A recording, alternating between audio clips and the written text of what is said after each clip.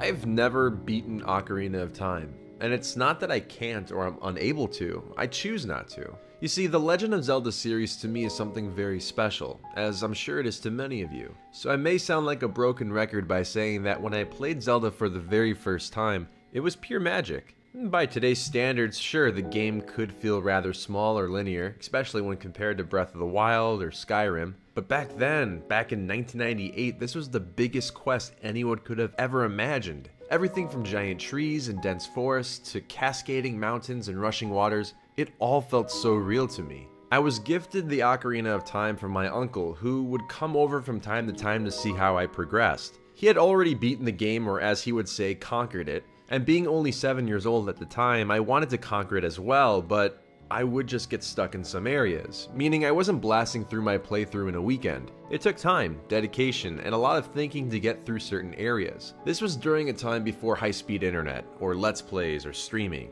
So you were pretty much on your own. You were lucky to get a player's guide or if Nintendo Power published something in their newest issue. But other than word of mouth, you just had to try everything yourself. And this feeling of unknowingness gave this game such a daunting feel. This was a quest, one that whenever you had the skill to advance to a certain stage or area, it felt like overcoming a real feat.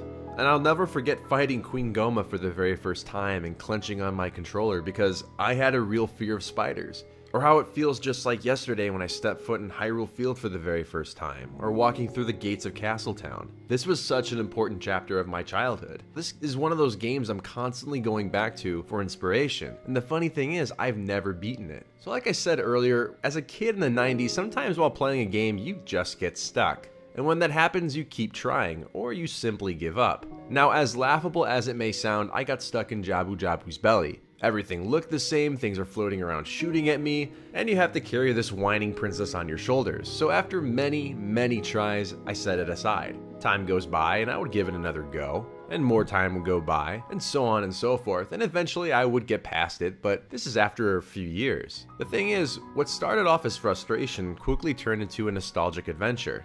Because whenever I would turn that system on and hear that menu music, I knew this entire adventure was still there waiting for me. And just like old times, I would jump back into the shoes of Link. Whenever I played the game, I got that sense of grandness again. And I always got excited for what was next. I stood at the doorstep of adventure, and the road before me was endless. And I just didn't want that to end. It was like a time capsule. Whenever I opened it, I was 8 years old again. I liked knowing that the adventure was still there for me. This important part of my childhood was still open. I never felt the need to continue or get closure. I liked knowing that I didn't have to close that chapter of my life. Now, I can understand some may say it's silly, it's just a video game, but to me, it was something so much more than that. It was me sitting on my basement floor drawing diagrams of temples trying to map out where I can make my next move. It was talking to my friends at school, trading secrets about where hidden Scotellas were, and rushing home to see if what they told me was true. It was feeling like I was on this big grand adventure, and I never wanted that to end. So zooming forward to today, I still have yet to beat it,